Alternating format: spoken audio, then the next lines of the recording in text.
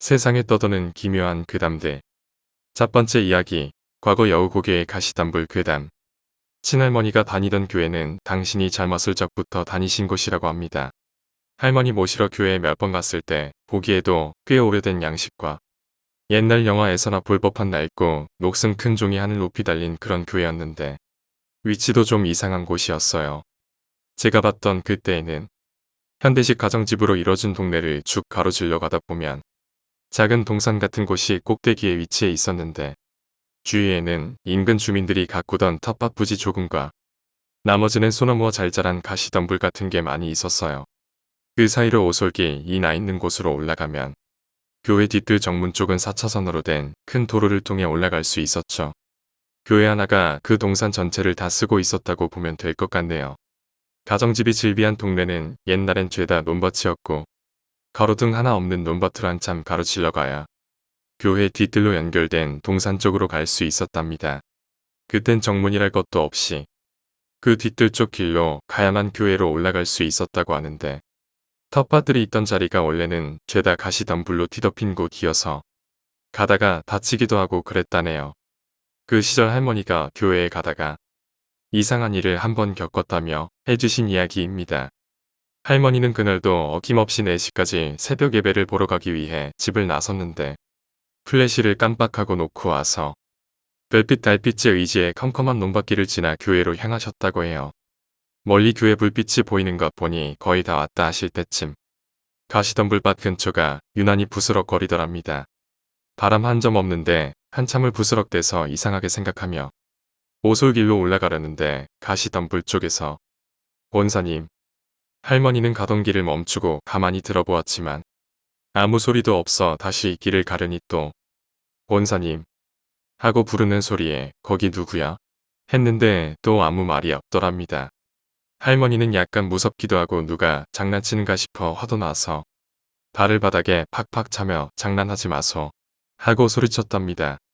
잠시 조용하더니 이내 김아무개 권사님 숨 넘어갈 정도로 간드러지는 웃음을 내는 그 존재는 할머니의 이름 석자까지 또박또박 부르면서 킬킬거리는데 머리끝부터 발끝까지 소름이 오소소 돋고 길꼭지가 따끔따끔한 게 너무 무서워서 급한 대로 무작정 가방을 뒤지니 다행으로 육각형 통에 있는 큰 성냥 상자가 나오더라네요. 덜덜 떨리는 손으로 성냥을 그었더니 성냥 개비에 불이 붙으며 주위가 환해지는 순간 시커먼 그림자 같은 게 할머니 발밑에서 머리 위로 순식간에 솟구치더랍니다. 너무 놀라서 들고 있던 성냥개비를 떨어뜨리자마자 귓가에 자삭하는 바람이 일며 뭔가가 뒤통수에 대고 콧바람 같은 씩씩 소리를 내며 서 있는 것 같아 겨우 뒤를 돌아서 성냥을 또 그었더니 위에서 아래로 아래에서 옆으로 그 검은 그림자가 눈으로 쫓는데 쫓아갈 수가 없는 속도였대요. 할머니는 너무 무서워서 발걸음이 안 떨어지지만 그냥 그대로 있다가는 딱 죽을 것 같아서 있는 힘껏 뛰었답니다. 성냥이 꺼지면 켜고 또 켜고 하면서 달리는데 히히거리는 웃음소리가 머리 위에서 발밑에서 어깨에서 요리조리 멀어졌다 가까워졌다. 난리가 아니었더래요. 그런데 이놈의 오솔길이 올라가도 교회에 닿지를 않고 벌써 가고도 남았어야 하는데 교회 불빛은 당최거리가 좁혀지질 않아서 미치려던 중 묵직하게 댕댕하는 종소리가 나는 게 예배 시작을 알리는 교회 종소리가 들렸답니다. 4번을 울리고 종소리가 끝나자마자 할머니 귀에다 대고 말하는 것처럼 아주 가까이 칫 한참 재밌었는데 아쉽다 하더니 까르르 웃는 소리가 멀리 사라져서 뒤도 안 돌아보고 교회로 뛰었다고 하세요. 다행히 그 녀석이 갔는지 멀쩡하게 교회에 도착하고 그 와중에 또 예배 보고 아침이 돼서야 집으로 향하는데 날이 밝아도 도저히 무서워서 집 근처 사시는 집사님하고 같이 가야겠다 생각하고 기다렸다 같이 내려갔대요. 오솔길 입구로 딱 내려오자마자 할머니는 얼이 빠지더랍니다. 논으로 이어지는 길 쪽이 넓은 흙밭이었는데 그 흙밭을 뺑 둘러 원형을 그리면서 성냥개비가 흩어져 있더래요. 할머니는 교회로 가는 오솔길을 열심히 달린 줄 알았는데 그냥 그 자리만 뱅글뱅글 돌고 있었단 거죠. 아주 더 옛날에 그곳이 여우고개였다는데 술 먹고 그 고개 근처만 가면 뭐에 홀렸는지 가시덤불을 온통 헤치고 다녀서 온몸이 피떡해서 돌아온다든지, 옷 홀랑 벗고 비탈에서 기절해 있다 발견되기도 하고, 장에 물건 팔러 갔다 집에 돌아오다가 진보다리가 다 없어지기도 하고, 얘기 들으신 연세 많으신 동네 노인네 한 분이 그런 얘기들을 해주면서 여우가 아직도 있구먼 하면서 껄껄 웃으시더라네요. 두 번째 이야기, 저승사자 이야기. 우리가 흔히 아는 저승사자는 온통 검정치를 해대고 무서운 얼굴로 망절 맞이하러 나온다는 이미지죠. 하지만 제가 겪은 저승사자는 조금 다릅니다.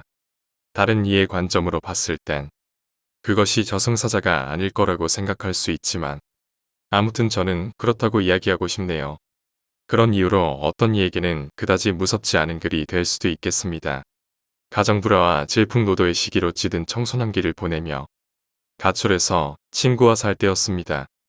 어쩌다 보니 자살을 고민하게 되었는데 정신을 차렸을 땐 버스 열정 거장되는 거리를 미친 듯이 헤집고 다니며 각 약국에서 한두 알씩 모은 수면제와 수면유도제 48알이 손에 들려 있더군요. 택시를 타고 돌아와 친구와 같이 지내던 숙소에서 사정없이 털어넣었습니다. 먹다 보니 약 양이 너무 많아서 오버히트가 쏠리더군요. 넘어오다 목에 걸렸는지 호흡 곤란이 엄청 심해져서 얼마간을 괴로워하는데 순간 너무 무서워졌습니다. 죽을 마음으로 수면제를 털어넣고는 죽는 게 갑자기 무서워지는 아이러니함. 점점 몸이 나른해지면서 손발이 축축 늘어지는 느낌이 났고 조금 멍해지는 찰나에 친구가 이를 갖다 들어와 버렸습니다. 저 흩어진 약봉지를 보곤 두말 없이 절 둘러엎고 뛰더군요. 그 아이도 어린 여자아이였을 뿐인데 어디서 그런 괴력이 나왔는지 한참을 뛰다가 택시를 잡아타고 원광대 응급실로 갔습니다. 오버히트를 조금 해서인지 그때까지 정신을 잃지 않고 모든 게 또렷이 기억이 날 정도로 말짱했지만 말은 나오지 않았고 사지가 종이장이 펄럭거리듯 덜덜 떨려서 그게 신기해서 한참을 제 손을 쳐다본 기억이 나네요. 응급실에서 코에 호스를 쑤셔 넣더니 위세척을 하기 시작했습니다. 입으로 넣는 건지 알았는데 코로 호스가 들어가니 자살 시도보다 더 고통스러웠습니다. 기나긴 세척을 끝내고 미성년자인지라 보호자에게 연락이 가야 해서 친할머니가 오셨습니다. 어떤 비난도 할 여력이 없었는지 한참을 물끄러미 쳐다보는 할머니 눈을 차마 마주칠 수가 없었네요. 할머니는 처치실 밖으로 옮겨진 저를 말없이 한참을 쳐다보더니 물을 떠오겠다며 커튼을 열고 나가시는데 의사가 지나가다 할머니를 보더니 약 기운 때문에 뭐라 하더니 잠을 못 자게 하라는 말을 하고 갔고 할머니는 물을 뜨러 나가셨죠. 저는 의사 말대로 잠을 안 자야겠다 생각하고 있었고 잠을 자지 않았다고 자신합니다. 물론 나른하긴 했지만 잠이 올 만큼의 여유는 없었던 것 같아요. 그런데 갑자기 아래 위로 자주색 롱스커트로 된 투피스를 입은 누군가가 하이힐을 또각거리며 병동 문으로 들어왔는데 얼굴이 낯익었습니다. 같이 살던 친구 때문에 알던 여 후배였습니다. 다짜고짜 언니 괜찮냐며 씩 웃는 모습에 겨우 입을 열어 괜찮다면서 대답하고는 어떻게 알고 왔냐고 물으니 그건 대답조차 하지 않고 저에게 나이트를 가자고 합니다. 오늘 홍록기가 온다면서 꼭 같이 가자고 하는데 하도 기가 막혀서 헛소리하지 말고 가라 이랬는데 계속 같이 가자고 보채더군요. 그래서 말할 기운도 없으니 그만 가라고 하니 셀쭉한 표정으로 그럼 나 갈게 하더니 뒤도 안 돌아보고 가더군요. 그러다 갑자기 뭔가 정신이 번쩍 드는 것 같은 느낌이 들었는데 할머니가 오셨습니다. 그 아이가 나간 자리를 한참을 보는데 통로 쪽이 정면으로 보이는데도 그 아이가 걷는 모습이 전혀 보이지 않아 이상해서 할머니에게 물으니 그런 사람은 마주치지도 못했다 합니다. 저보고 꿈꾼 거 아니냐는데 전 정말 잠을 자지 않았었지만 그 정신이 번쩍 들던 순간이 저도 모르게 잠을 잤나 싶어서 꿈인가 보다 했습니다. 몇 분을 그렇게 있었나. 간호사가 오더니 할머니에게 수납을 하라고 했었는지 할머니가 또 잠시 자리를 비우게 됐는데 나가시며 잠 자지 말라는 당부하고 가셨습니다. 아까의 일도 석연찮고 그게 뭘까 생각하고 있었는데 그 아이가 또 들어옵니다. 황당하게도 또 나이트를 가자고 합니다. 그때 제가 나이트에 맛이 들려 있었긴 하지만 이건 해도 너무한 것 같아 그 아이를 째려보며 너 미쳤냐 하니 생글생글 웃으면서 계속 가자는 말만 반복하면서 급기야 제 팔을 끌어당깁니다. 계속되는 졸라댐에 신기하게도 마음 한구석에 나이트를 갈까? 내가 춤을 출 기운이 남아있을까? 하는 미련한 생각을 잠시 할 정도로 솔깃해졌습니다.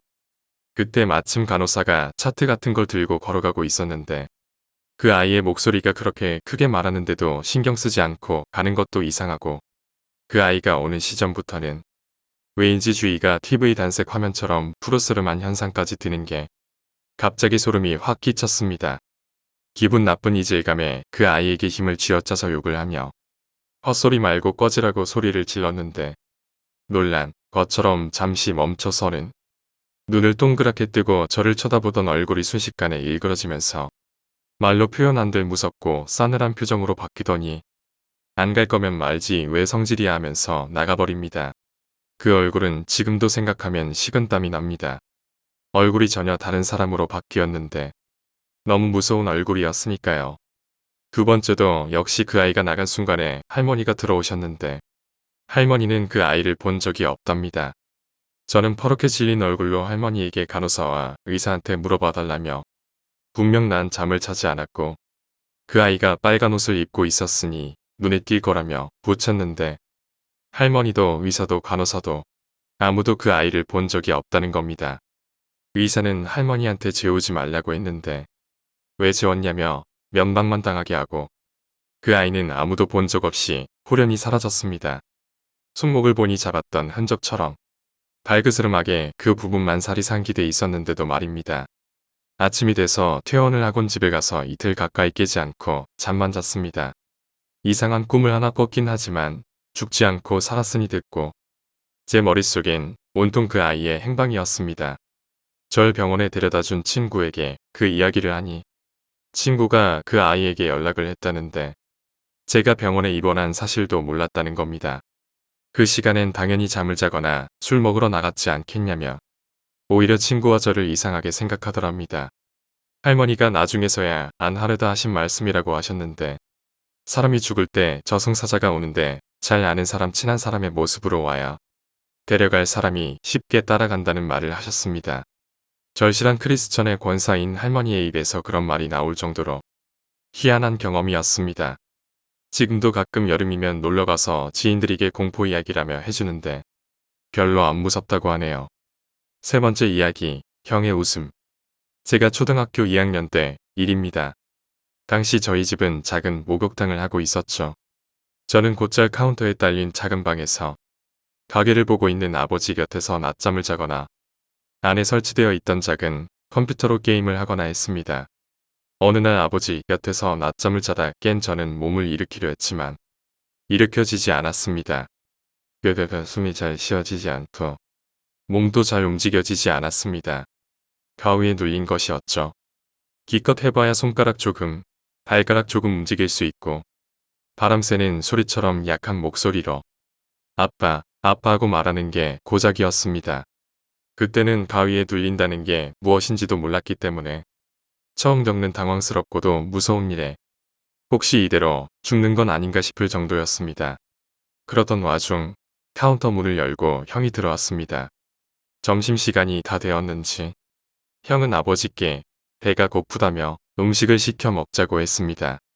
그러자 아버지는 동생은 자고 있지? 깨워서 같이 밥 먹자고 해라 라고 하셨습니다.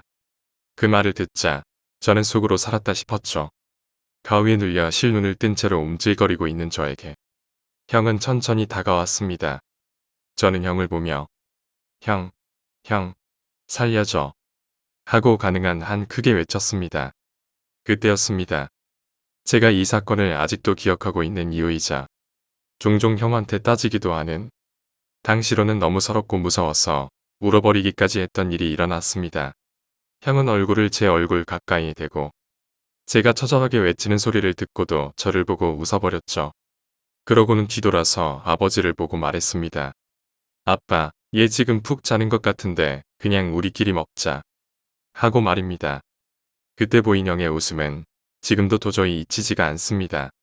네 번째 이야기, 자취방 괴담. 집이랑 일찍이 단절이 돼서 20살 접어들자마자 그동안 모았던 돈으로 집을 나와서 자취를 시작했어. 여기저기 옮겨 다니다가 직장이 잡힌 뒤로는 3년째 같은 집에서 살고 있고 지금도 현재 진행 중이야. 처음 이 집에 왔을 땐 굉장히 좁은 집이라고 생각했어. 그래도 오래된 집 치고는 어디선가 곰팡이 냄새나 비릿한 냄새가 나는 것 빼고는 벌레도 없어서 참 좋았지. 무엇보다 회사랑 가까웠어. 그게 가장 좋았어. 첫날 침대에 딱 누웠는데 등에 뭐가 베기는 느낌이 들더라. 이리 누워도 베기고 저리 누워도 베기고 허리가 엄청 아파서 침대에 문제가 있나 싶어서 꾹꾹 눌러봤는데 폭신폭신만 했어. 당시엔 여름이었는데 겨울용 두꺼운 이불을 꺼내서 폭신하게 하고 잤는데도 허리가 아팠어. 왜 이러지? 내가 침대 타입이 아닌 건가? 싶었지만 나는 그전 집에서도 침대에서 잤고 허리가 아픈 일은 없었거든. 뭐가 문제지 싶어서 허리에 베개도 끼워보고 별짓을 다 했던 것 같아. 스프링이 문제 같아서 주인 아저씨한테 침대 매트만 내 돈으로 갈아도 되냐고 물었지. 매트는 아저씨가 가져가도 되고 나중에 나 집 나가면 사놓은 매트 가져갈 생각 없으니 다음 입주자한테 줘도 된다고까지 했는데 아저씨가 매트 버리려면 복잡하다고 그냥 쓰라는 거야. 말이 안 통해서 그냥 그럼 침대를 안 쓸 테니까 빼달라고 했어. 허리 아파서 못 쓰겠다고. 아저씨가 그럼 내가 한번 봐보겠다고 해서 침대를 봐주셨는데 매트 밑으로 손을 쑥 넣더니 뭔가를 옮기라는 것 같더라. 그러더니 위치가 좀 이상해서 그런 것 같다고 이제 괜찮을 거라고 하는데 뭔가 싶었지만 자고 일어나니까 진짜 괜찮았어.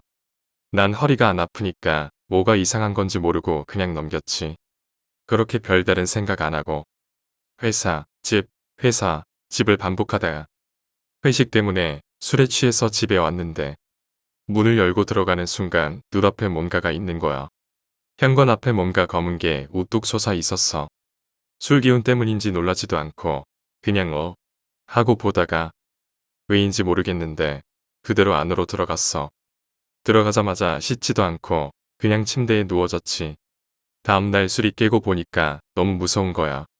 하지만 그날 이후로 그런 일은 없어서 또 잊고 넘어갔어. 집에 오면 화장품 같은 것이 바닥에 떨어져 있어도 내 탓인가 싶었고 자고 있을 때 뭔가 소란스러운 것 같아서 막상 귀를 기울여 보면 또 아무런 소리가 들리지 않고 계속 이런 식이니까 무섭다는 게 자각이 되더라.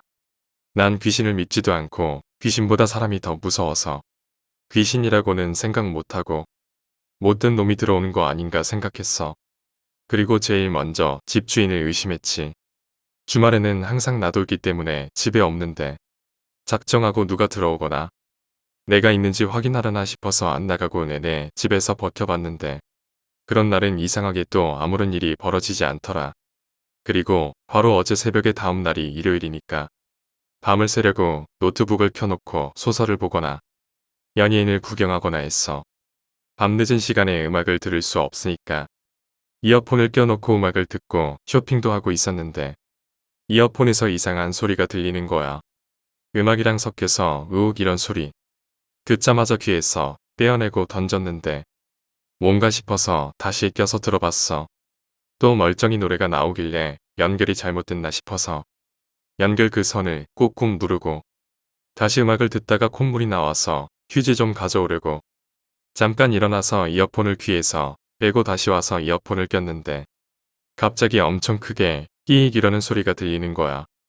진짜 욕하면서 귀에서 뺐는데 노트북에 그 연결하는 선이 안 꽂혀 있었어. 분명 아까 내가 꾹꾹 눌러가면서 꽂아놨는데 말이야.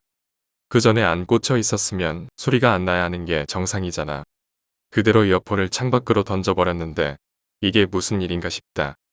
앞으로 계약이 끝나려면 1년은 더 남았는데 왜 이런 일이 계속 있는지 모르겠어.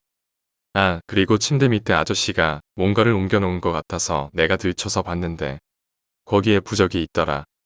접혀졌다가 폈는지 좀 낡아 보이는 거. 이거 침대에서 빼야 하나 말아야 하나 고민하다.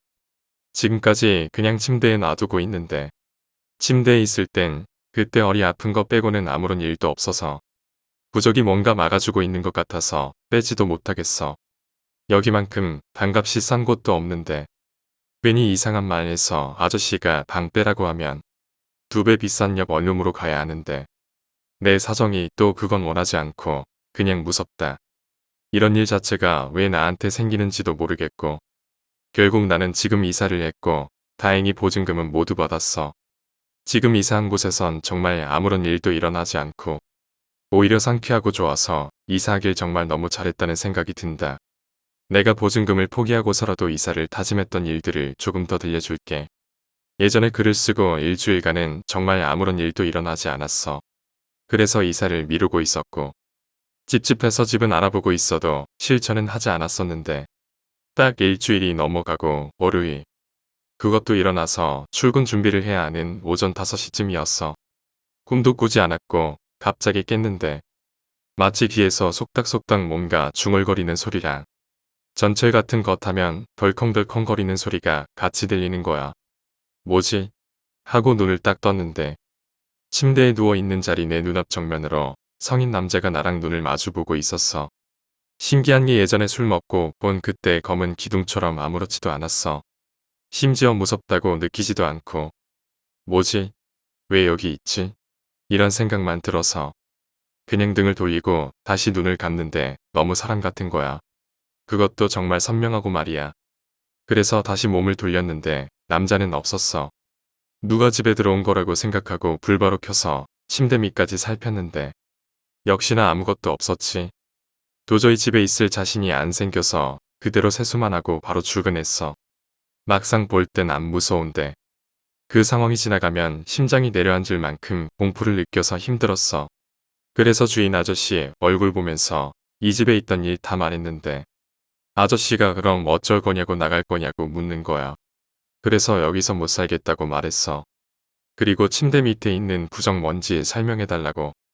이거 주변 사람들이 나쁜 거 막는 거 같다는 게 이게 왜 있냐고 떠졌지.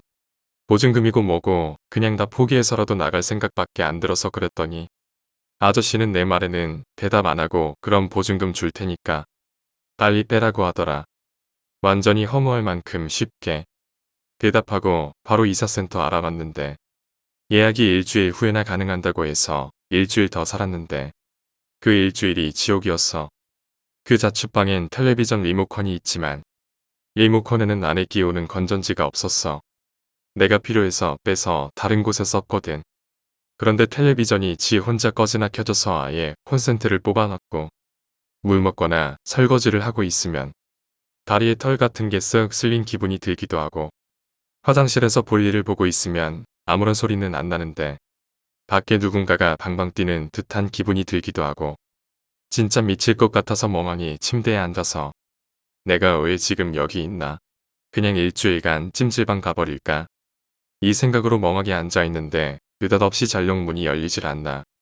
나가기 일주일간 계속 연속적으로 끊임없이 지속돼서 결국 이사 전날은 집만 모두 꾸려놓고 찜질방 가서 잤어. 지금은 새로운 집에서 잘 살고 있고 아무런 일도 안 일어나고 정상적인 삶을 살고 있어.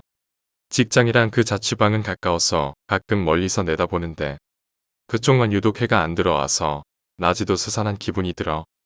그 자취방에 뭔 일이 있는지는 결국 듣지 못했지만 주변 사람들이 하는 말로는 내가 있던 곳에 유명한 여인촌 같은 곳이었다고 하네. 소위 말하는 창야촌 같은 곳 말이야. 자취방은 그런 곳을 개조해서 만든 거였고 5번째 이야기.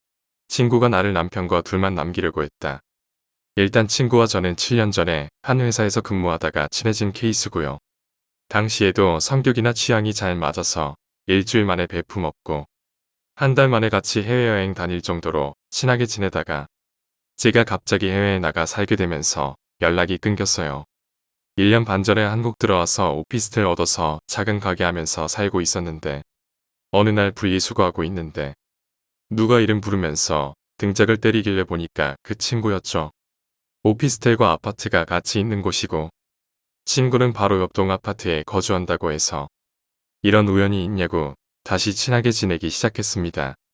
그때 당시 친구 남편이랑 같이 한번 밥 먹고 인사했고 한 1년간은 별다른 일 없었어요. 근데 지난 5월부터 친구가 자꾸 셋이서 보는 자리를 만들더라고요. 일단 저는 술을 거의 안 마십니다. 기혼 선언하고 부모님께 유산 겸 재산 미리 받은 거랑 해서 가게랑 오피스텔 구입한 거고요. 지방이라 그거 다 해도 친구네 아파트 전세금보다 조금 모자라요. 처음에는 제가 자주 가는 이자카야가 있는데 술은 안 마셔도 안주를 밥처럼 먹기도 하고 사장님이랑 건너 아는 사이라서 일주일에 한 번 정도 들러서 저녁 겸 얘기도 하고 가는데 친구랑도 자주 갔었거든요. 혼자 먹고 있는데 친구가 왔고 같이 앉아서 안주를 먹다가 친구 남편이 퇴근하고 왔더라고요. 둘이서 갑자기 술 땡긴다며 술을 시켰고 분위기 맞춘다고 두세 잔 마셨어요. 친구가 남편을 좀 많이 먹이는 듯 했고 화장실 다녀오니 남편분은 테이블 위에 엎어져 계시고 친구가 계산하고 갔다고 하더라고요. 잠깐 편의점 간 거르니 하고 기다려도 안 오길래 전화했더니 안 받더라고요. 한 30번 넘게 전화한 듯해요. 이러지도 저러지도 못하고 있다가 가게 마치고 나서 사장님이랑 아르바이트생이 부축해서 집으로 갔더니 친구가 깜박 잠들어서 벨소리 못 들었다며 나오더라고요. 황당했지만 뭐 유야무야 넘어갔어요. 그 뒤로 몇 번 더 비슷한 일이 있었고 화장실 간다더니 사라졌다가 30분 뒤에 온다거나 갑자기 급한 일 생겼다고 집에 잠깐만 갔다 온다고 둘이 잠깐만 놀고 있으라더니 2시간 뒤에 온다거나 급한 일 뭐냐 했더니 엄마가 뭘 찾으시는데 전화로 찾는 거 도와주느라 그랬다는 둥. 친구랑 저녁 먹기로 한 날 가게로 친구 남편이 혼자 왔는데 친구가 좀 늦어진다고 둘이서 먼저 밥 먹고 있으라고 한다거나 밤 11시 넘어서 김치나 반찬 갖다 준다고 하길래 알겠다 했더니 그 남편 혼자 와서는 주고 가고 친구는 차 한 잔이라도 마시라고 하고 보내지 그냥 보냈냐는 소리 하길래 뭐지? 했는데 농담이겠거니 넘겼어요. 그 남편분은 말이 진짜 없고 항상 표정이 뚱하고 뭔 생각하는지 모르겠는 타입이시거든요. 이제껏 10번 넘게 봤는데 대화한 게 100마디도 안 되는 것 같아요. 아무튼 그전에는 그러려니 넘겼는데 지난주부터 맛있는 거 해준다고 자기네 집으로 부르더라고요.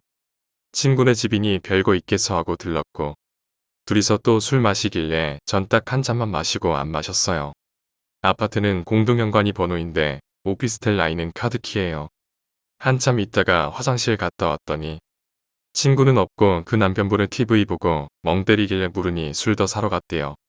그러냐고 한 10분 앉아있는데 단지 바로 앞에 편의점이 있는데 엘베 놓친다 해도 10분 이상 걸리진 않지 싶은데 안 오길래 전 술도 안 마시는데 먼저 가겠다고 피곤하다고 일어나려고 보니 제 가방이 없는 거예요. 거기에 카드키랑 핸드폰이랑 다 있는데 물어보니 친구가 갖고 나간 것 같다고 하길래 전화하니 안 받는 거예요. 30분을 기다려도 안 오길래 친구 오면 내가 방 갖고 오라고 얘기하고 그냥 나와서 무 옆에 있다가 다른 입주자분 들어가는데 끼어서 집에 왔더니 5분도 안 돼서 벨 울리더니 장난 좀 친 것 같고 왜 그러냐고 하더라고요. 뭐 하는 짓이냐고 하느니까 몇혀 꼬인 발음으로 횡설수설하길래 술 깨고 얘기하자고 돌려보냈고 어제 연락 와서는 왜 삐졌냐고 무서워서 장난도 못 치겠다 하는데 이게 장난 같은가요? 상황만 놓고 봐도 좀 이상하지 않나요?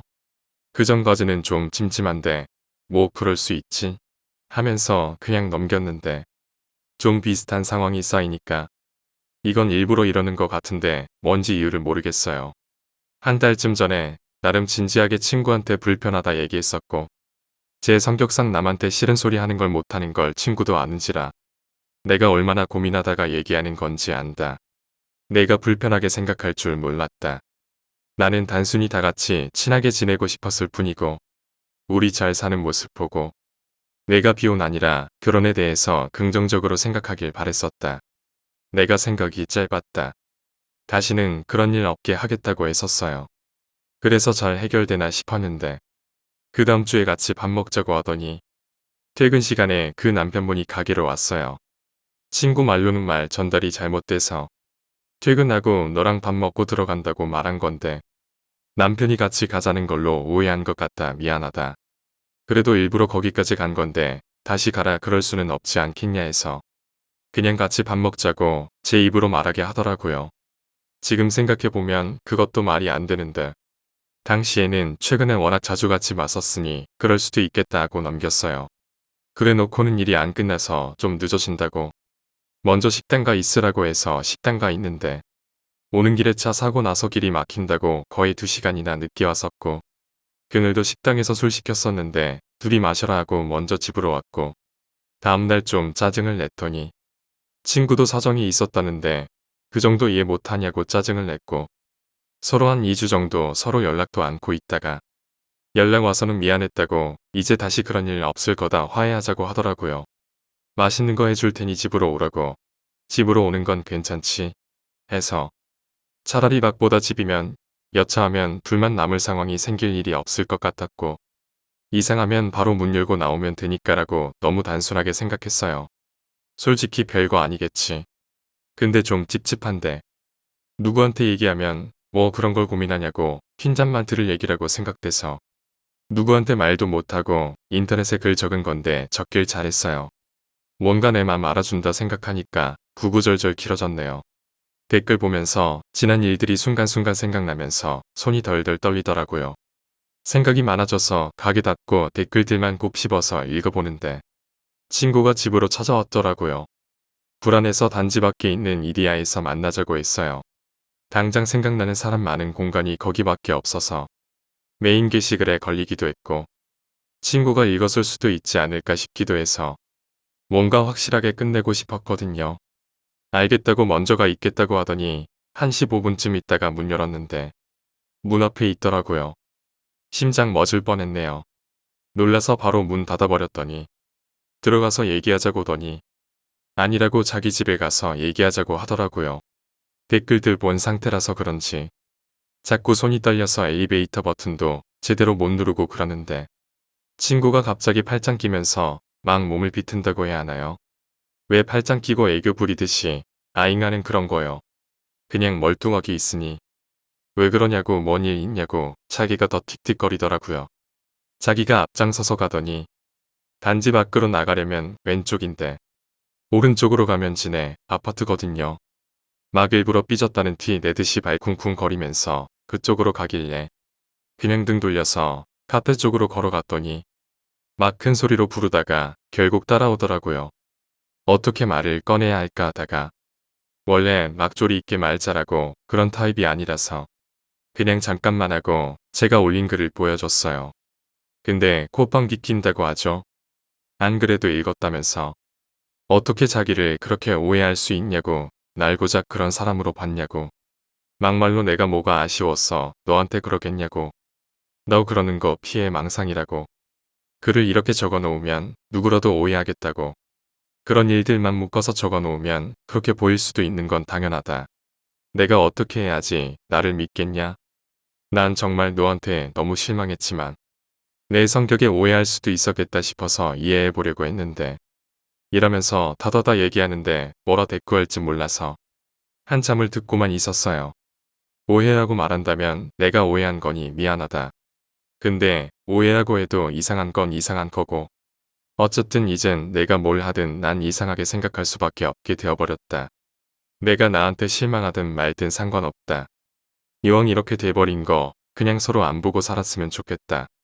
오해든 뭐든 다 상관없고 변명이고 뭐고도 필요 없다. 길에서 봐도 아는 척 안 했으면 좋겠고 가게로 온다거나 오늘처럼 집으로 찾아오는 일은 없었으면 좋겠다. 모르는 사람으로 살자고 했습니다. 아마 새로 알게 된 사람이라면 친해졌다고 해서 이 정도로 제 생활을 오픈하지 않았을 텐데 어렸을 때의 친구이고 그때의 친구에 대한 기억이 너무나 좋았었고 이렇게 우연히 다시 만나게 된 게 진짜 인연인가 보다 해서 정말 지난 1년간 거의 매일같이 얼굴 볼 정도로 가깝게 지내다 보니 자연스럽게 많은 것을 오픈하고 지내게 된 거죠. 게다가 지금 지역이 당시 친구와 제가 살던 지역도 아니에요. 근데 친구는 결혼하면서 이 지역으로 왔다고 했고 저도 부모님이 하던 일 정리하시고 펜션하면서 농사 짓고 싶다 하셔서 옮긴 지역이었어요. 시골에서 차로 1시간 걸리는 도시여서 연고 없이 이곳으로 온 거다 보니 이렇게 우연히 만난 것에 더 크게 의미를 부여했던 것 같아요. 게다가 이 큰 도시에서 같은 아파트라니 이러면서 제가 카톡 외엔 어떤 소셜 활동도 하지를 않고 다시 한국 들어온 것도 가족 외에 친구 둘밖에 모르는 거라서 우리 진짜 인연이구나 했었어요. 친구는 어떻게 얼굴도 모르는 다른 사람들이 하는 말은 믿으면서 이런 인연으로 다시 만나서 매일같이 얼굴 보고 살던 나는 못 믿냐고 본인이 더 실망이라고 하더라고요. 정말 솔직히는 친구 얘기 듣다 보니 내가 심한 건가? 라고도 잠깐 생각이 들기도 했어요. 근데 한참 듣다 보니 그런 거 있잖아요. 만약 내가 지금 친구의 상황이라면 그 의도가 뭐든지 간에 저는 변명보단 미안할 것 같거든요. 이러이러한 부분에서 오해하게 했던 것에 대해 사과부터 하고 변명이든 뭐든 할 것 같은데 의도가 어찌됐든 간에 그런데 1시간 가까이 친구는 계속 변명. 그 당시에는 친구의 말들이 그럴 수도 있지 했었는데 다시 듣고 있으려니 계속 말이 바뀌더라고요. 어떤 날에 대해 분명 회사 일 때문이라고 변명했던 걸 똑똑히 기억하는데 집안일이었다고 하고 계속 듣다가 몇 가지 지적했더니 본인도 아차 싶은지 입을 닫더라고요. 정말 솔직하게 나한테 마지막으로 하고 싶은 얘기 없냐고 하니까 시간이 지나고 나면 지금 내가 얼마나 큰 오해를 하고 있는지 깨달을 거고 그때가 언제든지 나는 다 이해를 할 테니 후회가 되면 언제든 다시 연락하라고 기다리겠다고 하네요. 진심인지 그것도 하나의 어떤 계략인지는 모르겠습니다. 마지막까지 친구가 했던 그 행동들에 대한 의문은 완전히 풀리지 않았지만 더는 생각하지 않으려고요. 정말 아무런 계산 없이 한 건지 혹은 댓글들처럼 무시무시한 일을 염두에 뒀던 건지는 모르겠지만 그 모든 게 친구 말처럼 오해라고 해도 더는 친구 얼굴 마주보는 건 힘들 것 같네요. 공동연관 카드키는 제가 임의로 바꿀 수는 없고 일단 친구가 집 비밀번호는 알고 있는데 다음날 바로 바꿨어요. 댓글들 보고 혹시 친구가 집에 다녀간 건 아닐까라고 하시는데 강아지들 때문에 집에 CCTV가 있어서 그런 건 걱정 안 하셔도 될 듯하네요. 현실적으로 당장 이사를 하거나 가게를 정리할 순 없겠지만 여러 가지를 고려해 보고 있습니다. 혼자 지내는 나를 잘 챙겨준다고 저희 부모님도 굉장히 고마워하면서 시골에서 철마다 나는 과일이랑 채소들 보내주셨는데 안 그래도 뭘 보내주시려고 전화하셨길래 친구 건 보내지 마시라 했더니 계속 물으시는데 뭐라 변명은 못하고 울어버렸더니 너무 걱정하시는데 뭐라 말씀드려야 할지 모르겠네요. 어떤 식으로든 더는 엮이지 않기를 바랄 뿐입니다. 오해든 뭐든 이젠 상관없으니까요. 아니 상관 있어도 좋겠습니다. 모든 게 다 오해였으면 좋겠습니다. 오해고 실수라고 해도 다시 되돌리지는 않겠지만요. 댓글들 보면서 크게 하나 배우고 갑니다. 정말이지 수백 수천 번 글을 적길 잘했다고 생각합니다. 제가 생각하지도 못했던 부분에 대해서 다시 한번 생각하게 됐고 내가 했던 행동들에 대해서 반성 아닌 반성도 하고 갑니다. 가끔 인터넷에 올라오는 글과 뉴스를 보면서 사람이 제일 무섭다고 생각했었으면서도 바보 같았네요. 무서우면서도 슬프고 화가 나면서도 조금은 후련해진 것도 같고 순진했고 어렵고 또 너무나도 마음이 잘 맞았던 그때만 생각했었어요. 내가 그때에 비해 많이 변하지 않았다고 느끼는 것처럼 친구도 그럴 거라고 생각했네요. 솔직히 제가 사람도 잘 믿고 좀 어리숙하단 소리를 듣는 면이 있어요. 칠칠치 못해서 처음 장사한다고 했을 때 부모님 포함 주변 사람들 모두가 걱정할 만큼이요. 그 친구와 그렇게 빨리 친해졌던 데는 그런 제 성격도 한몫했었거든요. 쉽게 표현하면 저는 환불해달란 말을 못해서 우물쭈물하면 친구가 나서서 환불해주고 해결해주고 대신 말싸움해주고 뭐 그런 식의 성격 차이 때문에 당시 기억으론 죽이 잘 맞았던 것 같아요. 저는 고마워하고 친구는 대신 해결해줬다고 뿌듯해하고 물론 저 혼자만의 생각일 수도 있겠지요. 저는 친구에 대해 좋은 기억뿐이었기에 저한테는 카리스마 있고 자기 할 말 다 하는 그 친구가 항상 당당해 보였고 부러웠고 그냥 하자는 거 쫄래쫄래 따라가서 같이 하는 게 좋아서 어쩌면 댓글 써주신 분들이 답답해 하시는 부분에서 저는 크게 이상함을 느끼지 못하고 넘겨버린 게 많은 것 같아요. 어느 순간 이상하다고 느꼈어도 거절할 구실을 찾지 못했거나 혹은 거절 자체를 어려워했던 것도 같아요.